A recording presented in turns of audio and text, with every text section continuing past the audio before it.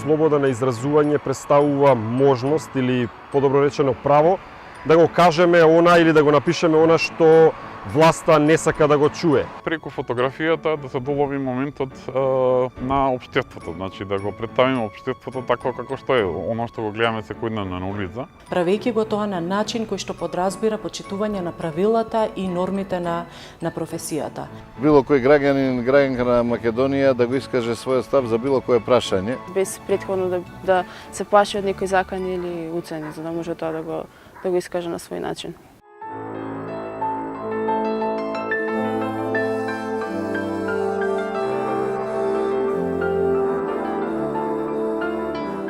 Инсистирањето на импакт, на влијание и на системот да одговори на тоа што ние сме го детектирале како проблем, мора да биде императив. Имаме скулптурата на цар Самуил, а под него поминува еден просек кој што во лицето изгледа баш како цар Самуил. Тоа е зимска фотографија која што нема леп да јаде.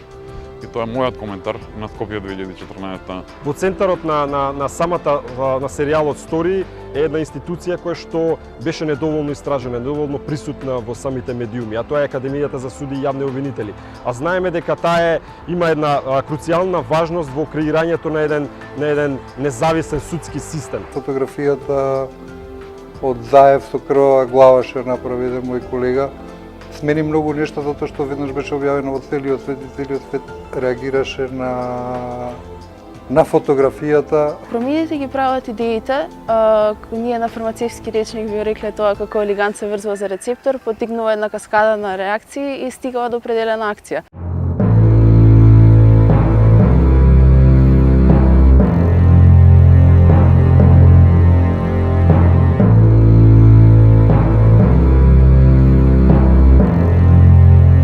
Пречки? Па, видите, секогаш има пречки. Редакциите за жал многу малку ресурси посветуваат на истражувачките новинари, на истражувачкото новинарство, а едноставно е главен ресурс на новинарите за тоа е времето. Да сликам и да информирам за било кој насилен во Македонија, никој да не ме малтретира или никој да не ми прети или никој да не сега ме тепа. Лани во парламентот, кога беше кужата, имаше 20 лица што ме фатија за рука ми ја спуштија камерата, ми рекоа: "Уште еднаш ако ја дигнеш камерата, ќе те скршиме." Тоа е прашање на лична одлука.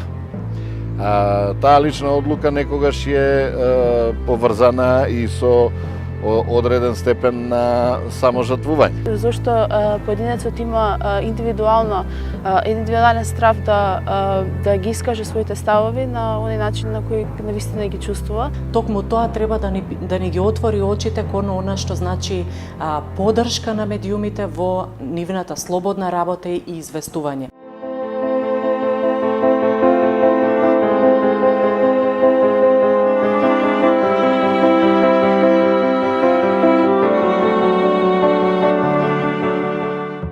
Она што кај нас беше 11 години под мраз, што речиси и не постоеше, како слобода на изразување, полека се враќа, меѓутоа многу бавно. Нашата фела треба да биде економски независна за да има слобода на новинарство. Најголемиот проблем би рекол кај новинарите е клиентелизмот кон бизнисот и кон политиката. Од тука од големо значење во професионалното работење на медиумите и во интерес на јавноста е да се поддржи процесот на саморегулација кој што значи поддршка на слободата на изразување пред се. Само одговорна власт и слободни медиуми може да придонесат ние да имаме подобро утре, ова општество да биде значи здраво, како што кажав, да биде на некој начин општество каде што живеат слободни луѓе, а не заробени души.